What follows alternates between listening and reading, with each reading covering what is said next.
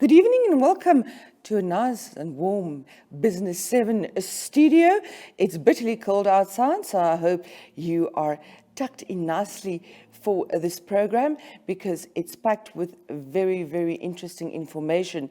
We have an interview with the CEO of the FirstRand Namibia Group, Conrad Dempsey, and he's going to talk about the group's vaccination campaign and the fact that the executive management of the group has indeed come forward and shared their personal reasons for why they decided to get vaccinated. And that, of course, is all over social media and also in printed adverts and other ways of communication. But also, Conrad shares with us his thoughts on the importance of mass vaccination for the Namibian economy to recover. In the printed version of Business 7 today, which you can find in Republikein, Algemene Zeitung and Namibian Sun, we took an interesting approach. We tried to very roughly estimate what the medical costs of the second and the third wave of COVID-19 is. We used government stats, which they only started giving detailed stats on hospitalization, etc., from the middle of December. That's why we're not looking at the entire pandemic, but using the stats that we have available, it's cost private patients, private medical aid funds, and then, of course, the taxpayer through the medical aid fund of government, PSEMAS, and state patients.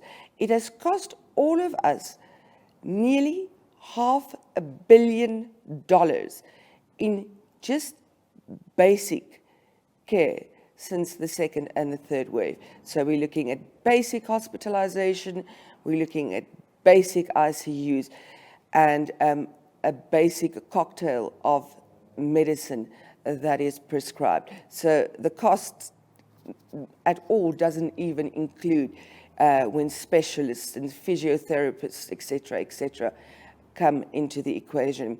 Very interesting there. Also read, we had medical aid funds commentating on what their expectations are regarding the impact of the pandemic. And then on our infographic for the week, we're looking at the health of medical aid funds in Namibia, and we're tracking that performance back to 2015. Stay tuned.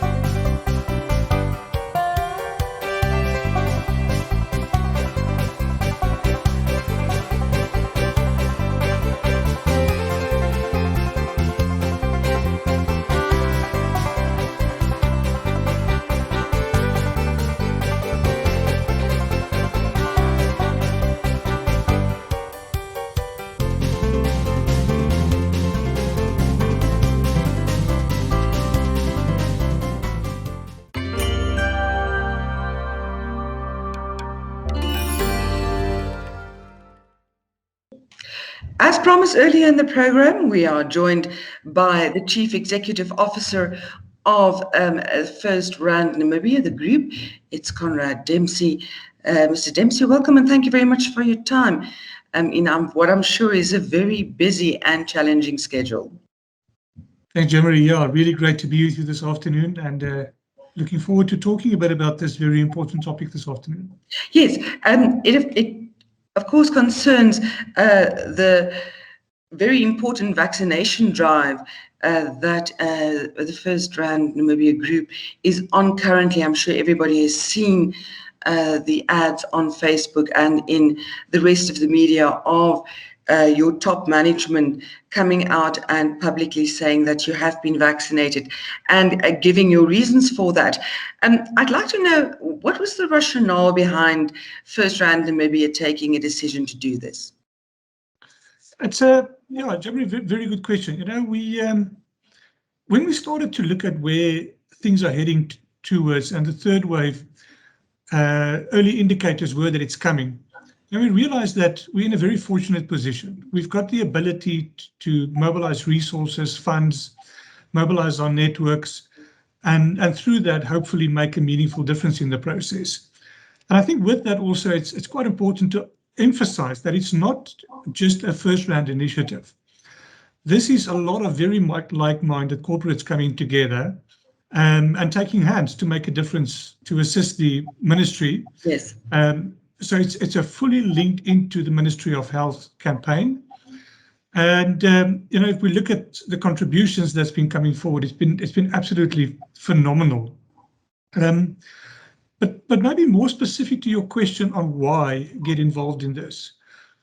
Where Namibia is now, we've got a lot of great plans on how to solve for poverty. You'll see the announcements in the paper on great projects every week. But if we don't get on top of this pandemic, then everything else is just academic. We have to get on top of the pandemic first. Otherwise, we'll never get the traction we need to meaningfully address poverty. You mentioned the economy and great plans for recovery and great hopes for recovery.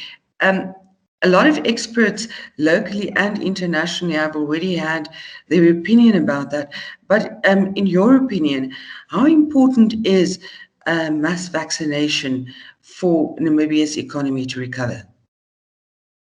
So if one works from the basis that a mass vaccination campaign can meaningfully address the pandemic, on that basis, we see it as absolutely critical. 2 days ago, the National Statistics Agency came out and showed that we had another 6.5% contraction in our economy. Now, that's $2.2 billion of economic activity gone. Yes. If you put that in perspective, that is in 2020 terms, the entire uranium industry wiped out. All the jobs that goes with that. So I think often when we see a percentage decrease, we don't quite realize how massive that impact is in the economy. And if we take a bit of a further afield look, there's a very direct correlation between the outlook for economic recovery in countries that's managed to get on top of the pandemic and those who haven't. And they're worlds apart. You literally talk double digits versus low single digit recovery. So I think it's really important in that sense, but also in the sense of the psychology of living with a pandemic for 2 years and longer and living in lockdowns. That fear kills creativity. It does. And people's ability to meaningfully contribute to the economy. And it's, at the moment, if you switch on the television, Wimbledon is on. And if you just cast your eyes over the crowds, there's not a mask in sight. And people are back to living life. People are back to doing fun human things, being creative, having big events that creates economic activity. But in that society, 85% of people have had the jab. And it just tells you there's real referable examples of what life looks like when you get to a level where you've got control over the pandemic to a good extent, yes. 100% control. Of course, it is an extremely controversial topic, as we have seen increasingly controversial over the last couple of months, the pro and the anti-vaxxers and et cetera, et cetera. So I won't lure you into that one. But of course, getting vaccinated remains a personal choice. What is your group stance on this? Yeah, I think it's important to have a stance on it. And if you look at what is FirstRand, FirstRand is a collective of roughly 2,500 people that work directly with us, and then a couple of 100,000 customers, and a very big society in which we're involved. And if you understand that that makes up FirstRand, that is a lot of people in their own unique individual right. And for us to be successful, we absolutely respect the individuality of each person. So we don't have an approach to say you must get vaccinated to work here, or to be in our branches, or to deal with us. For us, what is important is that people have a personal choice. And with that, very important that people are in a position to make good personal decisions. And because, as you say, it remains a personal decision. We can't make a decision for you.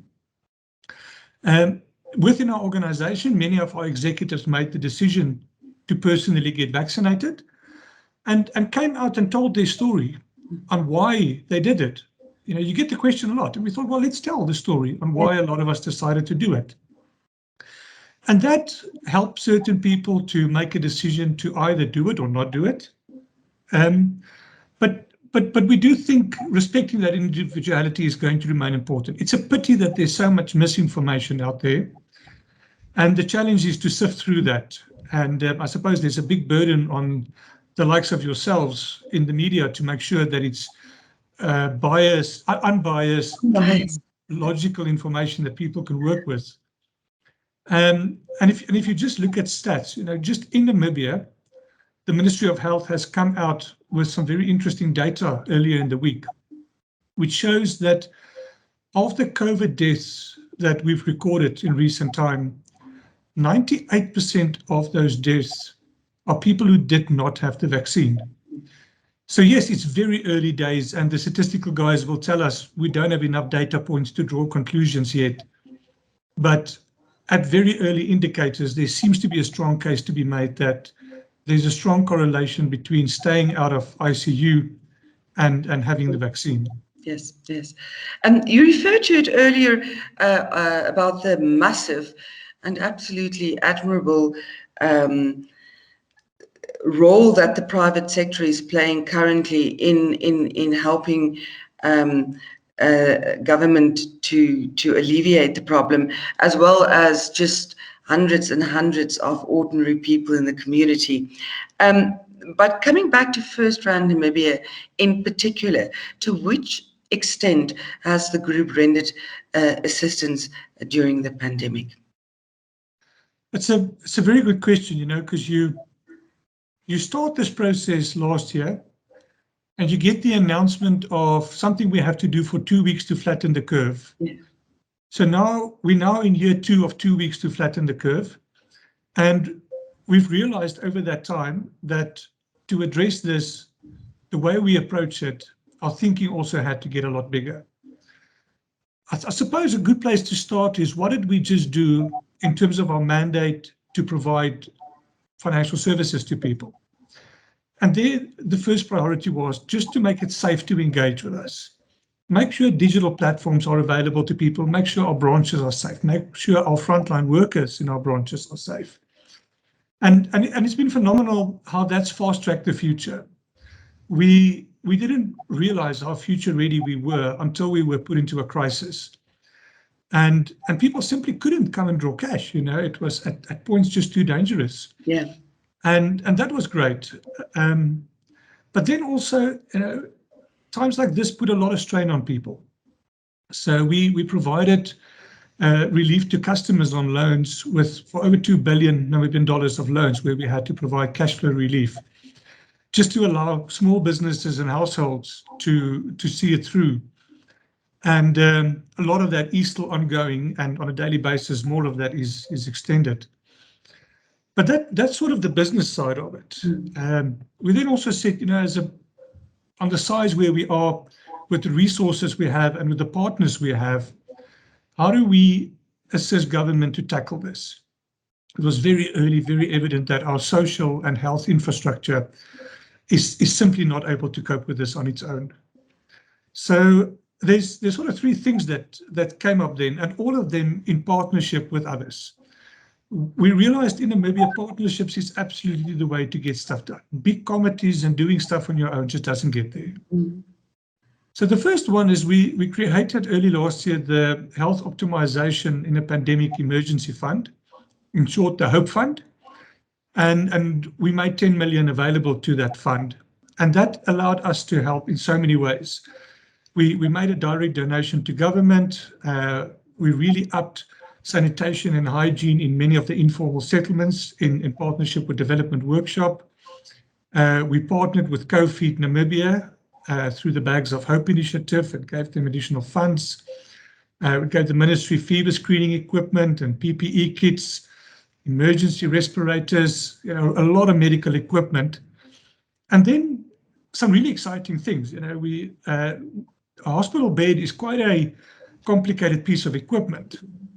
So we imported the parts for hospital beds to be repaired and contracted with local small contractors who then repaired close to 393 beds at the Katatura Intermediate Hospital. And little did we know last year when we repaired those beds how needed they are going to be now. And if we knew what the situation is now, we probably would have repaired double as many beds. And then I think one of the recent ones that's been quite exciting is an initiative coordinated by the Namibia Chambers of Commerce and Industry, where ourselves and many other corporates have contributed to bring oxygen into the country. And that partnership's been great. We've just seen corporate wallets opening up. And then also within the Ministry of both Home Affairs and Health, late nights work to make sure trucks clear quickly through the border posts. It's literally been life-saving air coming in.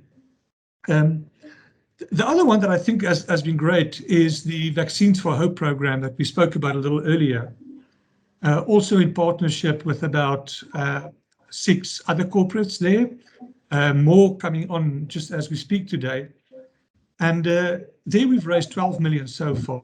And all of that has been committed, firstly, to buy more vaccines, and that process is very far advanced. And secondly, then to also assist both the private hospitals that's doing the administering and also additional vaccination centers that's coming up. Because the cost of running these centers they're not cheap. Yeah. So yeah, it's been broad, it's been great, but it's been a wonderful collaboration by like-minded Namibian businesses.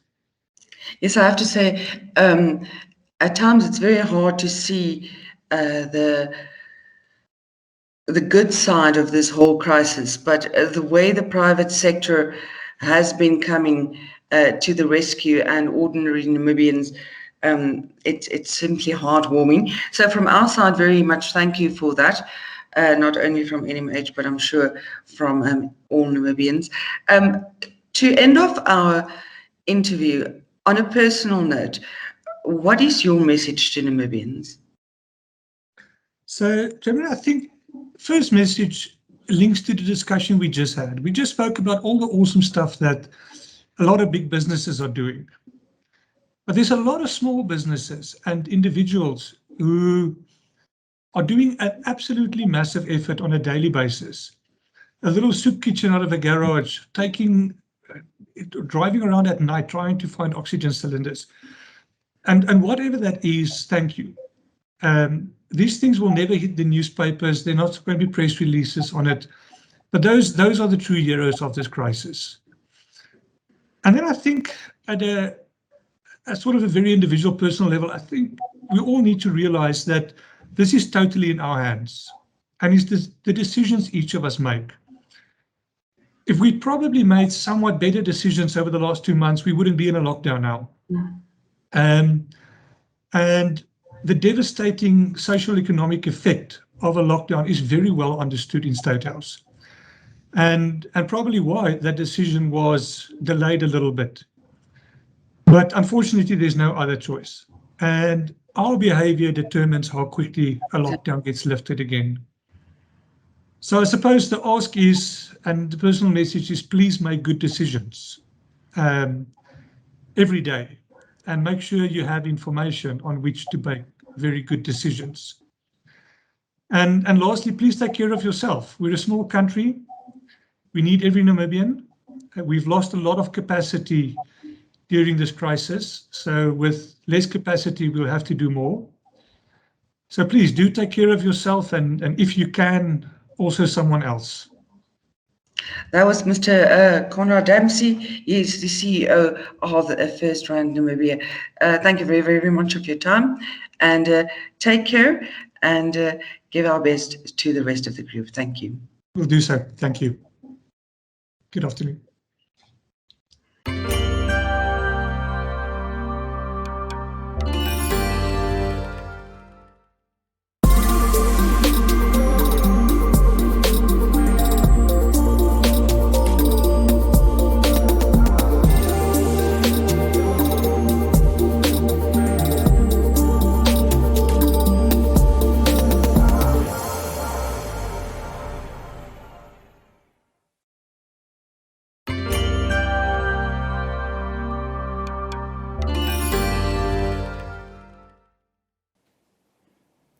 I hope you found that as insightful as I did, and that you have a few important key messages to mull over until we meet again, which will be in 2 weeks' time. Until then, please stay safe.